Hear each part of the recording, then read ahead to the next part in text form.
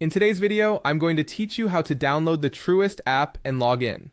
Whether you're looking to manage your finances on the go or simply want the convenience of banking right from your smartphone, this step-by-step guide will get you started with the Truist mobile banking app seamlessly. So let's dive right in.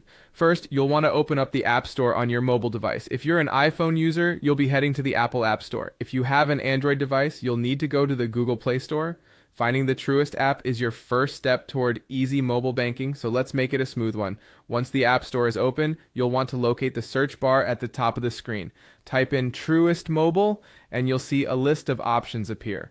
The official app should be among the top results, usually represented by the Truist logo, which is purple and white.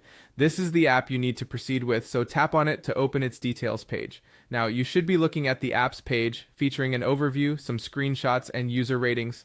It's a good housekeeping step to give these details a quick glance to ensure everything looks right. Here you'll come across the download icon, which might appear as a cloud or a button that simply says Get or Install, depending on your device. Tap on this button to begin downloading the app to your phone.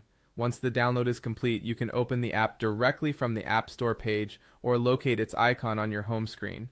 Upon opening the app for the first time, you'll likely encounter prompts requesting permission to send you notifications or access certain features on your phone. It's recommended that you click Allow, as this will enable the app to provide real-time alerts, keeping you up to date with any important account activity. After you've granted permissions, it's time to get into the app. Here, you're going to enter your user ID and password. Make sure you have the correct login credentials handy. If this is your first time logging into the Truist app, or if you've recently reset your details, double check to ensure everything is accurate to avoid any login issues. Finally, tap on the sign in button. If you've entered everything correctly, you should be successfully logged into your Truist account, ready to navigate your finances at your convenience.